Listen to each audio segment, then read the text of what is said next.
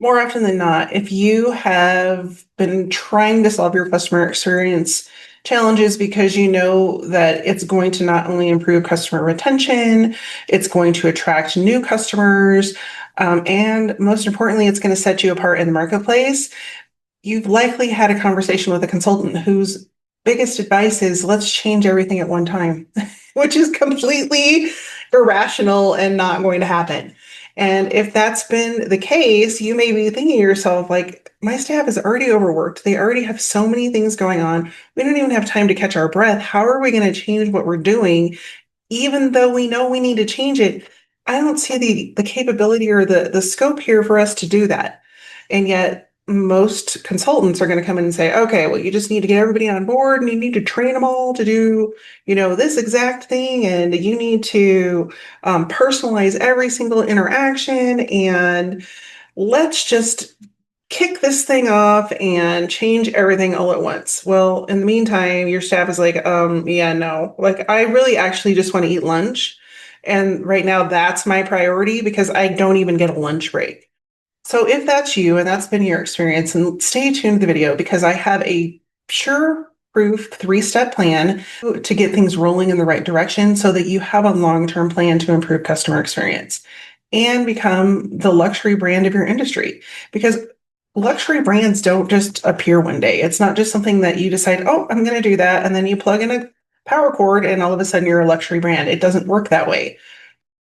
Your business has been operating a certain way all of this time. And so it's going to take time to challenge the things that you're doing and to implement changes in a slowly, methodical, and also effective way. So we're going to dive into the process for that in just a second. But the first question you really have to ask yourself as an organization and get leadership buy-off around is what does it actually mean for us to improve customer experience? What does it mean for our customers? And which components of that experience are actually doable from where we are right now? Instead of having a consultant come in and just assume that you have an endless budget, endless head count, and endless time to implement a brand new strategy across your organization. Instead, let's just look at it from one step at a time and what's going to make the most meaningful impact right now if we change that. That's how this simple 3-step system goes into effect, and it helps you take control of what's happening now and work on that one tiny piece of your customer experience so that you can test it, see if the changes you're making are making a difference and actually producing results. And if they do, then you can implement it again. And so let's walk through what that process looks like and how you determine where to start. The first part of this is to actually determine where in your workflow of working with customers would benefit from changing and would have the most effect if you changed it up. So perhaps that is like a lot of times I'll work with organizations where they have either automated their phone calls or they don't have enough operators to answer phone calls. And so that initial phone call with a new patient or even existing patients is a friction point. And so they might look at changing that one component of their process and optimizing it so that it becomes a luxury feel for their potential customers and their customers. And so we're just going to use that one. And I wouldn't even do potential and current customers if they don't go through the same process. Stick to one process, one workflow, because if it works and you optimize it in one place, you just rinse and repeat it for the other places that customers are touched in that same way. So we're going to pick that one workflow and we're going to determine what we're going to change, how we're going to measure it, and see what the visible results are before we rinse and repeat it across other processes within the organization.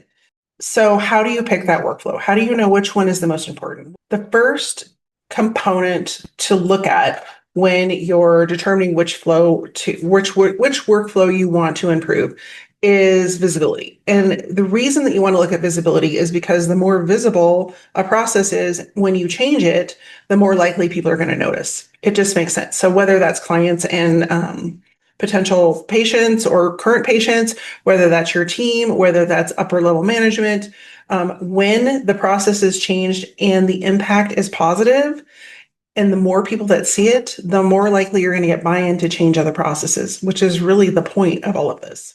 So some really good processes to look at for optimizing are onboarding processes, new patient processes, perhaps like customer upgrade processes, things like that. So where you're seeing that you're losing a lot of customers or potential customers or patients along the way, or a lot of frustration for people that are coming through the door that are new to your practice or your business.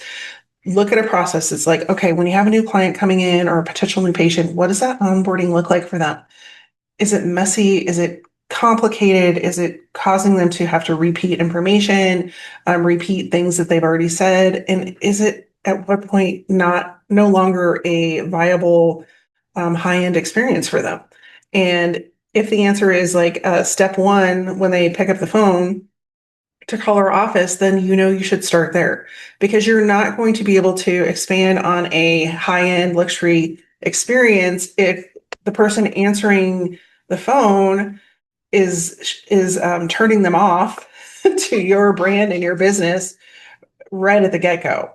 And the same goes for online reputation. Like if you have an online experience for your customers that makes it hard to find you, hard to book appointments, hard to see what your reputation is, or you have poor reputation online, what are the odds that they're going to come in and become a client or patient, or share who you are with other people? Pretty slim. So you probably want to look at one of those to optimize first. And then the other component that you want to look at is the variability of that process, meaning, is the process the same for everybody that comes in? Do you have different processes for different people, or do you have different processes depending on how busy someone is? So what is the complexity of the process that you want to try and revamp? And how often is it consistent? Because if it's not consistent, then that might be an indicator of somewhere you want to start. And that would be by creating consistency for everybody that comes in the door. And oftentimes that can be dependent on which team member has, the bandwidth to manage people when they're coming in the door, how many people are coming in the door at one time, or if you're, for example, if you're an operator on a phone line and you're the only one working because somebody called out sick, like whatever that process is, it needs to be consistent before you can ever optimize it and improve it. So those are the two factors that you want to look at when you're looking at a process to choose. And you only want to pick one. Like only pick one. So if it's phone calls, it's phone calls. That's what we're going to work on, number one. If it's onboarding, then that's what we work on. That's it. Just like the onboarding of a new client for whatever product. And so when you're looking at it, it simplifies it down, even though it looks more complex, because once you can tackle a process and you can see how you do it effectively and can actually show results, it's much easier to implement it across the board and not do it at a large scale upheaval that's going to cause everybody in your organization to want to run Harry Carey through the halls and quit and never come back. So after we've identified those moments or that process that we want to improve and start to build that luxury feel for our brand, we then need to identify within that process 3 specific areas that affect our patients and clients. And this is where you start to get into the nitty-gritty of that process and start to look at it from a different perspective. The first thing you want to look at is that initial point when you have a new patient or a new client coming to you and they're feeling really vulnerable. They're feeling like they have this big problem. They don't know if it can be solved, or they might have a health condition that they don't know if you're going to be able to help them cure it or fix it. And they're feeling like they really have to have a lot of trust to come to you with this information. And so what that can look like is, we'll use the medical practice as an example. A new patient is coming to you and they've just booked their first appointment with the doctor, and they've gone through the phone call and they're feeling a little hesitant because they don't know this doctor, they don't know anything about, the what to expect going forward. Like, are they going to need surgery? Or that there's a lot of uncertainty there, which is why they feel vulnerable. So anything you can look at in the way that you process people through your system that eliminates that vulnerability is going to make them feel at ease and also make them feel like, wow, I'm really being taken care of here. So when you're looking at that initial interaction with them and making it as comfortable as you can. So if you have a professional services business, let's say you're in IT, for example, and you have a phone call with somebody who's not happy with their IT company at all. They either don't respond well or quickly, or they don't respond at all. Or a lot of times what I hear from people that outsource IT and different services like that is that they only hear from them when there's a problem.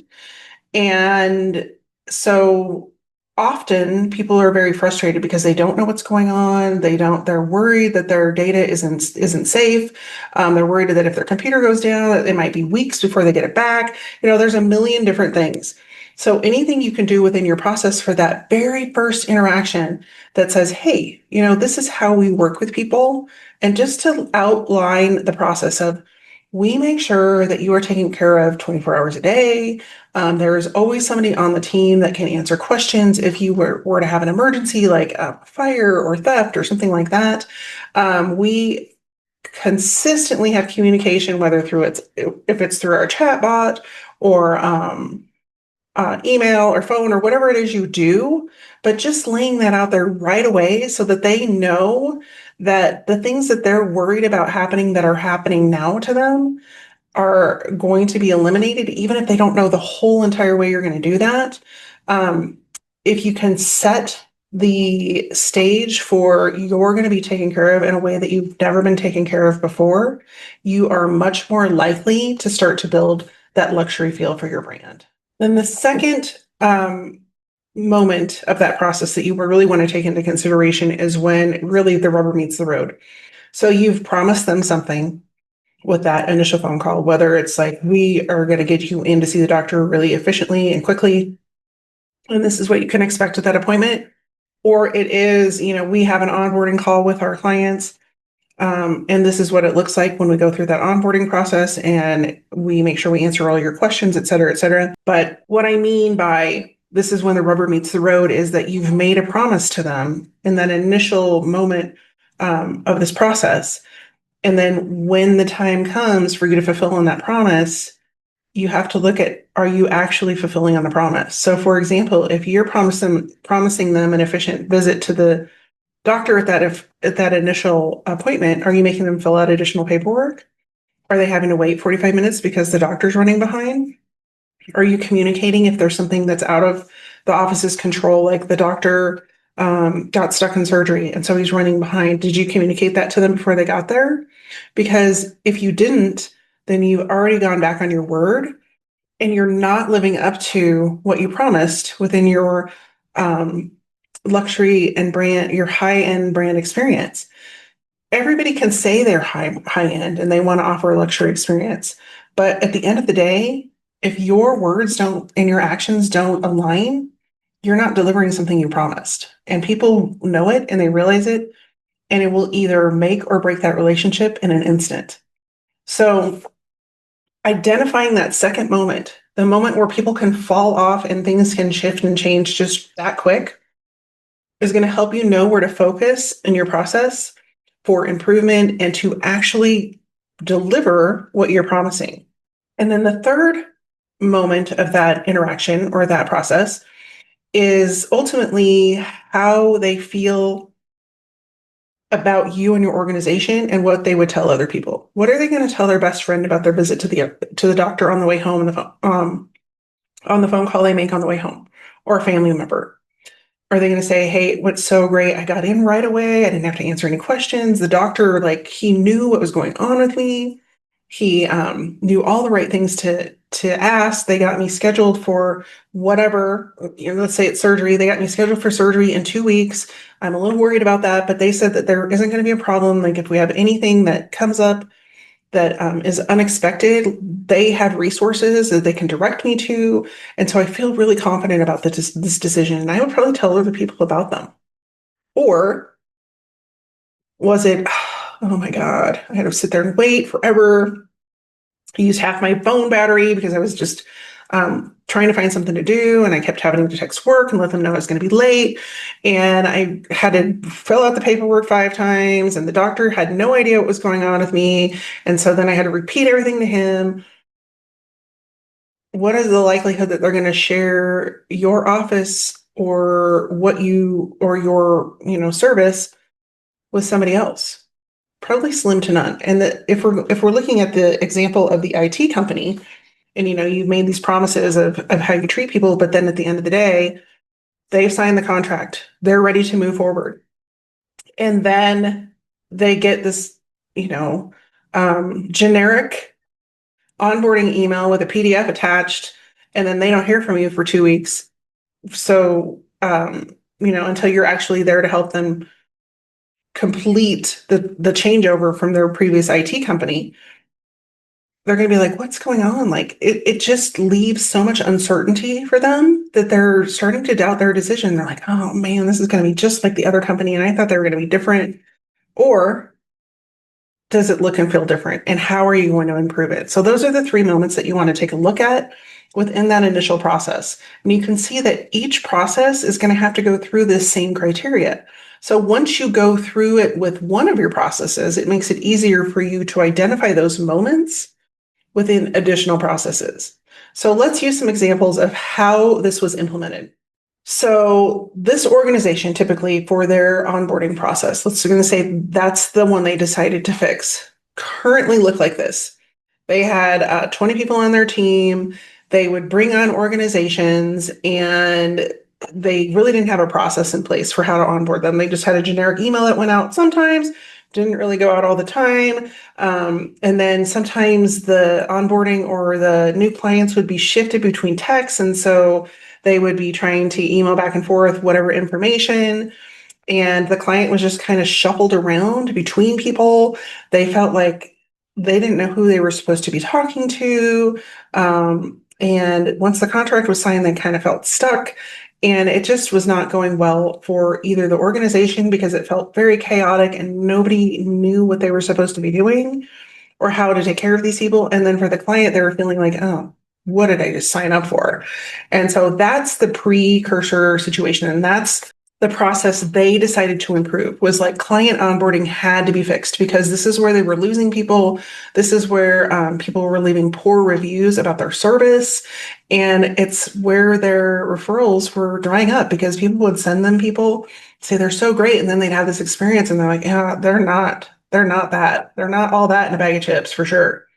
And so they decided to choose that process. So these were their 3 moments that they fixed. The first was when they signed the contract, they planned to eliminate the silence, meaning they wanted to start to build that relationship with that client immediately. They didn't want to have to wait. They didn't want them feeling like they were being shuffled around, that there was a lack of communication, and that they had no idea what was supposed to happen next. They wanted to eliminate and improve that first communication so much that the people were like, whoa, I had no idea. I am so glad I did this. And so that was the first moment that they decided to change. So I kind of just told you what the initial way that it was handled. Like a client would sign the contract, and they were just shifted off to whoever, and they might be onboarded, might not, just depended on who had time that day. And so it felt very, very much like the client was brushed off. So how do they improve it? What does it look like now? What does a new process look like? Well, within 90 minutes of their signed contract, they get a personalized video from their new account manager. In the video, it quickly describes the problems they've been having with their other IT company, the next action step that they need from them, which is, in this case, they needed them to give them the information for their current provider so that they could reach out as an organization on behalf of the client and start the transition. And then the last component of that video talked about the onboarding call, which will answer all of their questions, make sure that they are moving in the right direction and that there weren't additional needs that weren't discussed previously, or that if something had shifted within the organization, and just make sure that everybody's on the same page. So within 90 minutes, they get that video. And it's personalized from their account manager.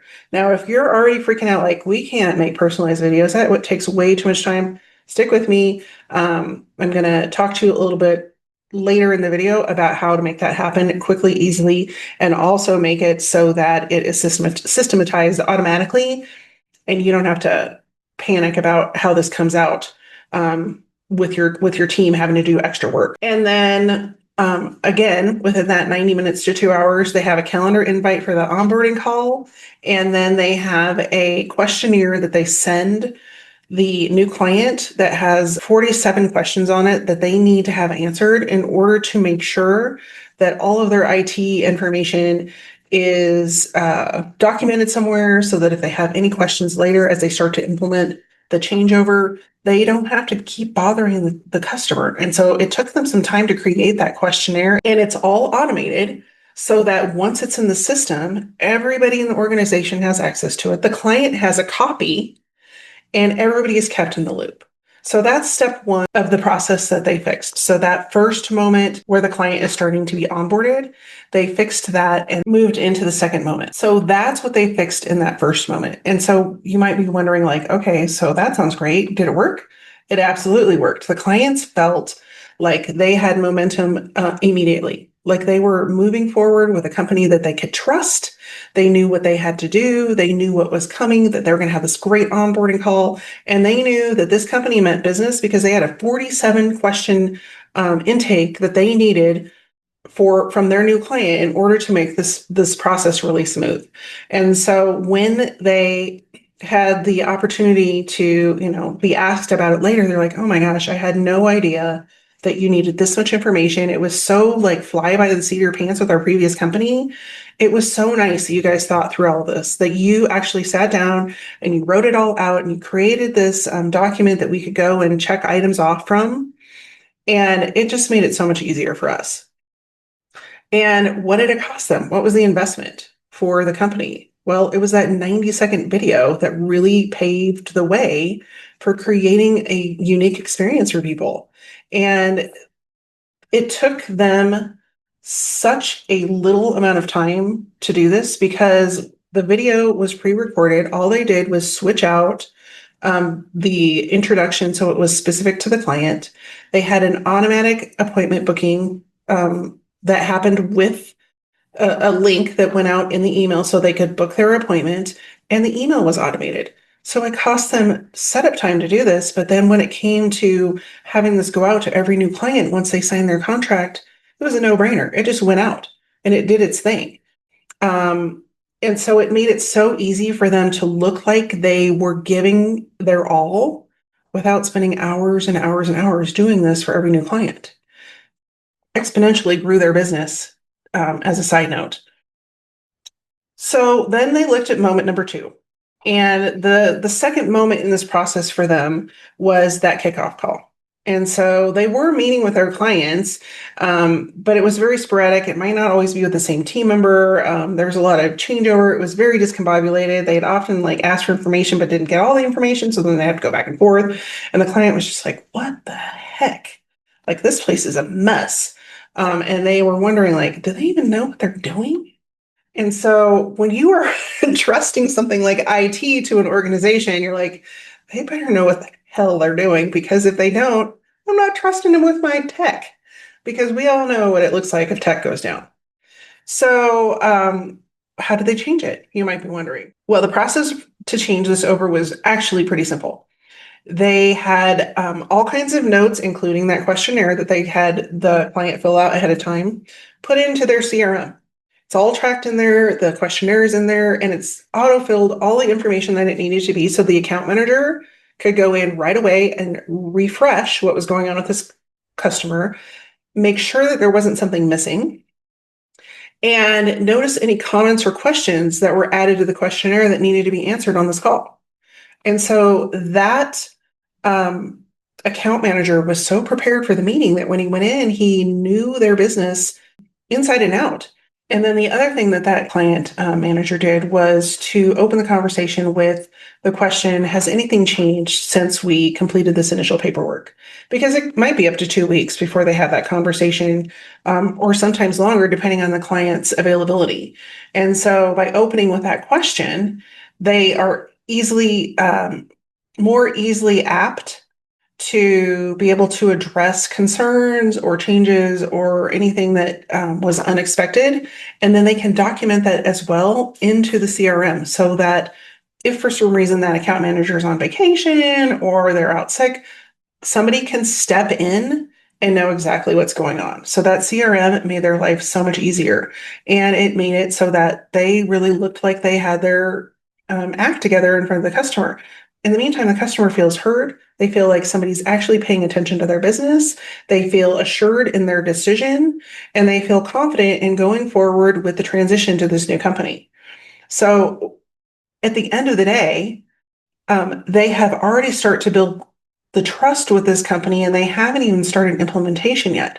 So when they get to the third moment of this process, they've already started to build momentum towards having a overly satisfied customer and starting to really initiate and implement that brand, that high-end brand experience.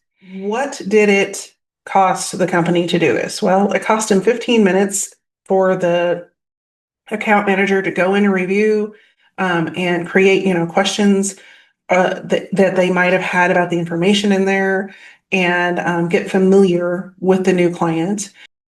And then they felt prepared for that call. And then it might have taken them another 5 to 15 minutes to document anything that changed for that client or any other additional information that they gathered on that call. So maybe half an hour, but probably closer to 20 minutes because everything was already in there. So they just had to go in and review it. They had to make sure that nothing was missing. And then any comments or questions or concerns from the client, they put right into the CRM because then whether they need it as a memory refresher or somebody needs to step in for them, the information is there. So it really didn't cost them anything except for a little bit of time before and after the call. And it made a huge difference to their clients. So then we look at the third moment of this process. And what it used to look like is that they would just start implementation. They wouldn't ask questions. They didn't know what was going on.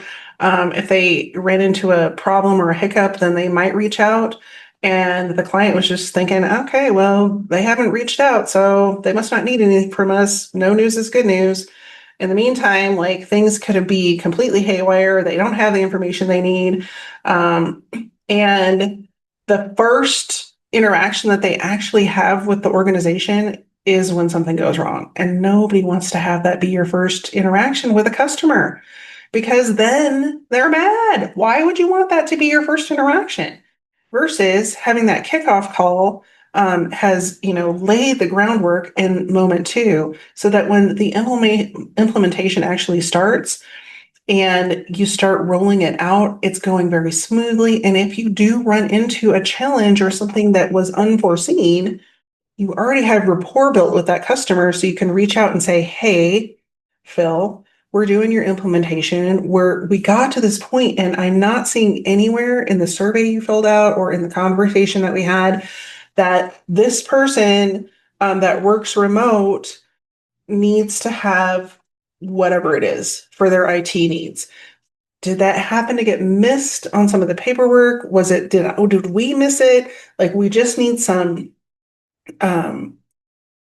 advisement here on how to proceed with this. And chances are pretty high that the client's going to be like, oh, we totally forgot about Phil over here, or, Susie, who works from home. She used to work for us, and then she had, this whole story, whatever it is. And the client is going to then feel like they should have provided that instead of vice versa. And so rather than having oh, by the way, everything is screwed up and this is why, because we didn't get all the information we needed from you. And so now we have to come back with this giant problem. And by the way, your IT is going to be out for 3 days because we weren't prepared. That's a very different conversation.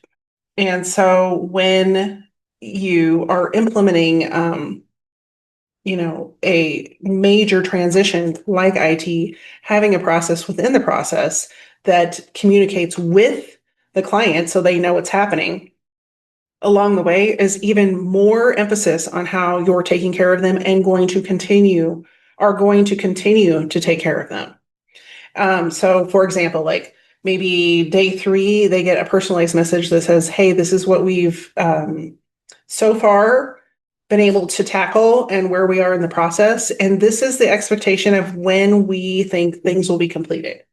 Maybe a weekend and you're close to the end of the implementation, they get another personalized video that says, hey, we are about 10% out from completing your process. We have sent you an email about a few items that we need to have tested on your end, or questions that we might need to have answered, or everything is running smoothly and we don't need any input from you. We are going to let you know as soon as this is done. If you have any questions in the meantime, please feel free to reach out to your account rep. Has a direct link to their phone number, their calendar, all of the things the ways that they can reach out to the tech. And then they feel like they're in the loop. They feel like they know when the project is going to be completed, and they feel like they know where things sit right now and if there's anything that they need to address. This does wonders for keeping the client in the process, involved in the process, but not so involved that they feel like they're managing it, but also that you have their back. And that ultimately is what it comes down to when you're trying to deliver a luxury experience. Is, does that client feel like you have their back in all perspectives so that they don't have to worry about this anymore because they hired you to do it and they know that you're going to do it and they trust in the way that you're going to deliver what you promised? So of course this worked because the client felt like they were listened to. They felt like they were kept in the loop. They felt like the red carpet was rolled out, and every step of the way they were handheld and taken care of. And the investment for this ultimately was one email, an additional email from the account manager, and then that 5-minute video to just give them an update. And they used a service like Loom, and they can just record it, send it out, and move on with their day. And they felt like it was super personalized and that they were just over the top with excitement for how this entire transition went with the new IT company. At the end of the day, those little touch points along that process made a huge difference. And just because they picked that one process and saw the results and they were so phenomenal, they decided to continue rolling that out both internally and with other processes where they touched customers, including marketing and sales. And so at the end of the day, the investment for what it took for them to change this up was so minimal. It took the video software, it took their CRM so they could capture the data, and it took some time to create that 47-point document that gathered all of the information they needed from their future clients. And that was just collaborating between all the techs one day over lunch. The business owner bought a pizza and they just documented everything that they could think of and then reviewed it until they felt like they had it all. But because they brought the mind power of all the techs in, everybody had a different perspective. And so it really worked well to make sure they had every piece of data that they needed. And it was rare that they were missing something, unless it was something that the client forgot to mention. And so that data document just changed the way they did business, even though it took a little bit of time to gather all the things that they needed to collect. So at the end of the day, it was well worth it to them to make that change for that one component, and it elevated their brand. Just changing that one process elevated their brand. So let's look at another example. Let's look at a medical office and see, what are the potential ways that they could up-level their customer experience. And I did another video on this, and I can link it above so that you can go watch that. And it was a pretty in-depth example of how you could up-level your process within a medical office. So I don't want to repeat that too much. So this is going to be a shorter example. The process they decided to modify was after the patient had already booked an appointment through seeing the doctor. And so it wasn't a matter of them coming and finding the office or necessarily the phone call, but it was everything that happened after they had already booked their appointment. And they felt like that was the biggest challenge for their office, and that they were losing people, or that their future patients were getting frustrated with processes. So the first moment that they took a look at was they called it the pre-appointment time frame. And before, it was the way that they handled this before was that they just got an automated text reminder. They might have got an email. They don't really know if they got delivered. And there was no information about what to expect. It was just like, show up for your appointment. You need to be here 15 minutes early. And there may be paperwork you need to fill out. And within the email, they got pretty much the same message with maybe a link to complete paperwork prior to getting to the office. Instead, what they got was a personalized video from the doctor they were going to be seeing, welcoming them to the practice, thanking them for choosing their practice to come and help them, and then specific instructions about what to expect. There is a link below this video. Please click it, fill out your paperwork. Once it's in your system, you're not going to be asked for it again. When you come in, you can expect to be seen within this amount of time. When you're back with the doctor, he's going to explain to you exactly what your options are and ask you specific questions about what's going on with you. And we are going to try to make the most effective use of your time while you're here, because we value you and we value your time. And below that, there would be a link to the paperwork. There would be any additional information that the office would need to collect, whether that's HIPAA or whatever it is they needed. And that went out to the patient within 15 minutes. I think it was within 15 minutes of them booking the payment or the appointment, because it was automated. And so the patient then had everything they needed to make sure that the office visit was effective and quick and got to the root of why they were there. And then along with that, there were reminders built in so that if the patient did not fill out their paperwork, they got a couple of reminders before they came to get that done.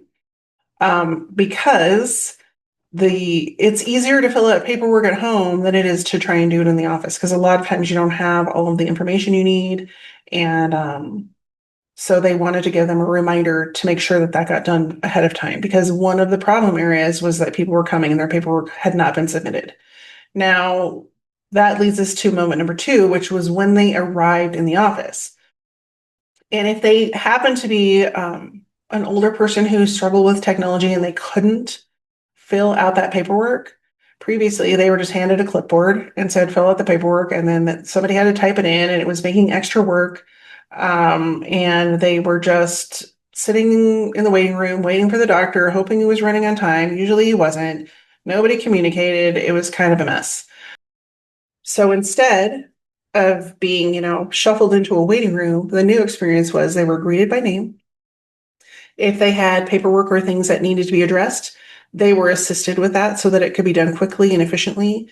And they were reminded that it would all go into the same system so they wouldn't be asked again. They were offered a refreshment, whether that was coffee or water or soda or whatever, and sometimes a snack. And then they were updated about the doctor's schedule. The doctor's running 10 minutes behind. We apologize for that. He, had to spend a little bit longer with another patient, but we are going to get you in right away. So once we get your paperwork figured out, and we have everything we need, then we're going to get you in right away.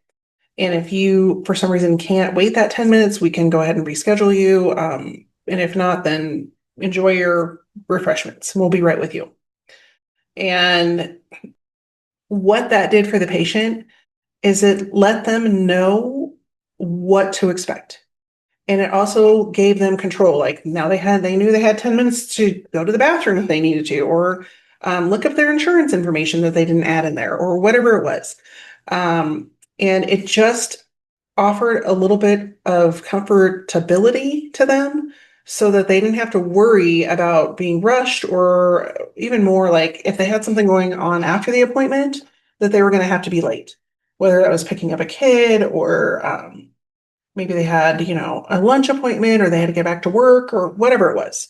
They knew that they were going to be seen within 10 minutes because Susie, the receptionist, told them, we're only running 10 minutes behind, so the doctor's going to see you within 10 minutes. So that was the second moment, was when the patient got there and what their experience was in the waiting room. The third moment that they wanted to address in this scenario was what they refer to as a handoff. And that was once they had already met with the doctor and they knew what their next step in the process was, that they were handed off to someone to either make an appointment or collect any other data they needed, whatever it was. And so the previous process was, hey, head up to the front desk and she'll schedule your next appointment and make sure that all your billing stuff is up to date. The new process was that the doctor actually walked the patient up to the front desk, ensured that the scheduling employee knew exactly what happened with the patient and what type of follow-up appointment they would need, whether it was, a checkup for post-surgery or it was a surgical appointment, whatever it was. And an invitation from the doctor to the patient that if they needed any additional, information or had additional questions, that this was the phone number for the doctor and that they could leave those on his direct line and he would get back to them within, 24, 48 hours, whatever it was. And it gave them the opportunity to reach out to the doctor with any additional questions or concerns. And followed up by the doctor with, are there any other questions you thought of before you go that need to be answered? And what that did was it had that little bit of hand holding, that couple of minutes it took for that doctor to walk the patient to the front and ensure that patient that they were going to be taken care of no matter what, that there was someone always going to answer their questions. So you may be wondering, at this point, how do I implement this into my organization? How do I systematize what I want to change? And so the first thing you need to do is determine what process you're going to start to improve and why that process is important and who it will impact the most. And then the next thing you need to do is start to map out your 3 moments within that process and have them be the most significant processes to the client or patient, because it may be significant to your internal team, but at the end of the day, it's not going to grow your brand or the luxury feel of your brand if it only affects the internal team. And so looking at that process in the moments that most directly affect the people that you serve is going to be much more effective in growing all of the things that grow your business: referrals, lower no-show rates, Google reviews, customer satisfaction, all of those things. And so once you map those 3 areas out, then you need to kind of design what the ideal experience would look like for your clients. Like, what should it look like instead? How do we want to come across to our clients and patients that makes us look and feel different than everybody else? And how are we going to ensure that we're successful with the adoption of that process? So it becomes kind of the dream board for the process. And you may not get to, the full-on implementation of, everything you've ever wanted that process to look like in the first rendition, but that doesn't mean it's impossible to get there. So draft it, dream it, and do it. That's just came up with that for you. Draft it, dream it, do it. Within that process, you want to determine, what are those differentiation factors going to look like? So both the IT company and the doctor's office use video. Video is a great way to personalize interactions and make people feel special. and deliver information that most people aren't willing to go the extra mile to do that. They'd rather just send an email with a PDF and say, all right, I hope you read it, and not ever follow up or think through, what happens next. So think through those little components that could make a big difference, and write them all down, because then you and your team can look through it and go, that's doable, that's not, that we could do that maybe later down the line, that kind of stuff. So you're not implementing something that's so over the top and hard that nobody can get on board and nobody gets excited about it and nobody wants it to succeed, because you have to have buy-in from your team in order to make this successful. And it can't necessarily just be what's best for the business. It has to, in some way, illustrate to them that it's going to make their lives easier too. And this is how. And sometimes that's selling, like, we have to do the hard thing first so that we can get you your time, your, sanity back, for lack of a better term, so that they're interested in moving forward with the change as well. And then you need to identify, like, what is the trigger for that process, and how does it need to be modified. So whether it's like a brand new appointment is created for the office, what is the signal for what kicks off that process, and then that helps your team identify what they need to do, and when they need to do it. So, because if you're trying to tackle too many things at one time, it's just going to get frustrating for them, and it's going to get frustrating for the people that are trying to implement this new process. So then the next component of this is implementation. Like, what is going to be the few things that you're going to implement across the process? So whether that's a welcome email, it's the video, it's the, somebody's going to pick up snacks for the waiting room. It's, what does the check-in look like for the new client that signs their contract, or what does the check-in look like for a new patient? All of those things. And then you start to build those things out and automate what you can. Not everything is going to be able to be automated. A lot of things will be able to be automated and then personalized regardless. And so, for example, the doctor video was recorded once, and then the personalization happened on the back end. And luckily, we live in a world where technology and AI are at our fingertips. And so we can do a lot of things to personalize and amplify experience without adding more time to our day to do those things. So at the end of the day, then you want to measure what worked and what didn't work and what your results are, versus where they were. Because if you don't have measurement of the change, it's going to be really hard to get buy-in to do it again. And that comes down to the last part of this video, which is, how do you get economic buy-in from your higher ups? Like, you have this great idea and you want to change it, and you want to get upper management or upper level leaders to agree to let you change this up, so that you can improve not only the inner office dynamic, but the way that you're seen in the marketplace. And so the easy answer is, you don't sell the whole program, you sell a pilot, which means you go to them and you're like, hey, I want to try this for 90 days. This is the process that we've mapped out. It was me and 3 other people. These are the things that we want to try and improve. This is how we want to improve them, and this is how we're going to measure it. And when you have those, and of course, what is the investment to make that happen? So is it, less than $500 because all you're going to do is videos and a couple snacks? I don't know. Like, you're going to have to figure those numbers out for yourself. But at the end of the day, when you have all of those metrics and you've answered all of those questions, and you have an idea of what kind of improvement you're going to be able to provide by changing that process, chances are they're going to give you the opportunity to do that, just to see what happens.